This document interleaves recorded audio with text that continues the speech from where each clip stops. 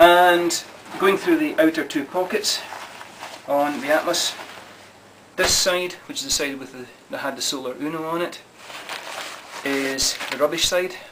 So I've got in here rubbish. I did actually empty it when I came back home. I've got a Ziploc bag normally in there, and that's my packed rubbish. So if I get to a place that I can empty it out into, or if I've got more spare Ziplocs, and there's an awful lot of Ziploc bags kicking around in here with food, as soon as I eat the food I've got a spare Ziploc bag, that goes in here. I can then take the Ziploc bag out and use that as a new rubbish bag and just chuck out the old one.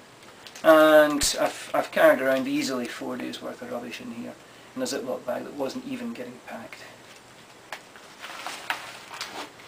Outdoor toilet facilities, plastic trowel, digging holes, baby wipes, toilet roll,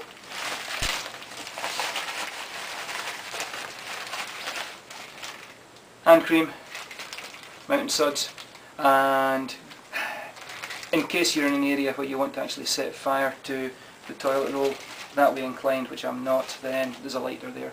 And if nothing else, it's an extra light in case you need to read a book where you're going or something like that. And I get everything in a bag so you can just quickly grab that out of your pack if you need to go. And on the other side of the pack is for the first aid kit stay.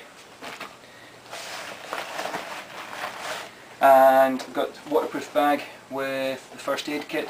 Found that if I didn't use a waterproof bag, then quite frankly the plasters and things like that were actually getting damp, and some of them were getting unusable. So everything's living in here in a waterproof bag. And the potions and lotions bag that I went through on the trail, so I won't go through it again here, that lives in there because it's got things like Savlon and stuff like that in there that I tend to use more of than the first aid kit. Last two side pockets,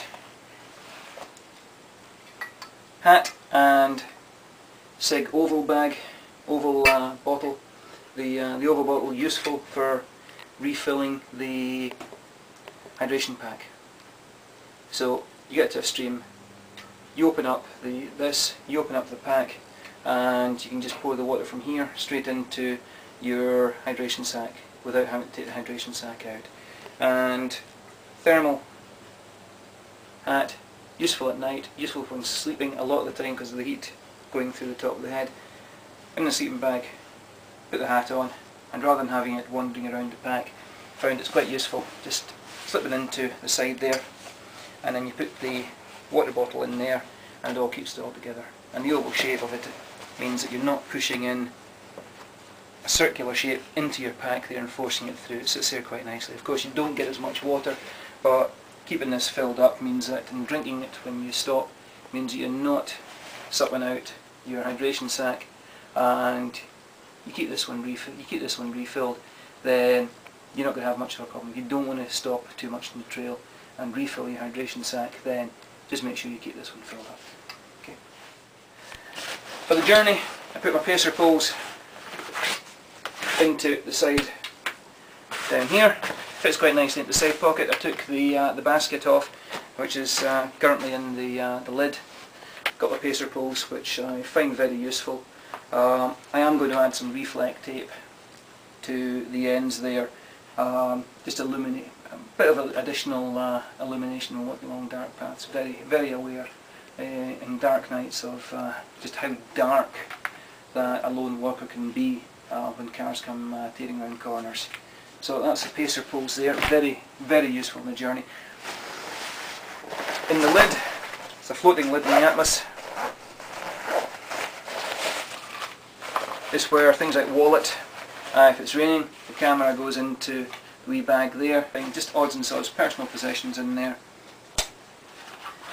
Also in the lid is the couple of baskets for the pacers, and spare batteries for the camera, paracetamol because I do get affected by migraines, and used a couple of times the Aquamira water treatment, just in case, drinking out of or near forestry land where the water was clear but wasn't flowing as fast as I'd like it to be, wasn't oxygenating as fast as I'd like it to be, and also never too sure if you're now new trees of what treatment's being given to them. So better safe than sorry. The Aquamira, rather than carrying around a large water treatment system that I find that this does, hasn't caused me any serious problems.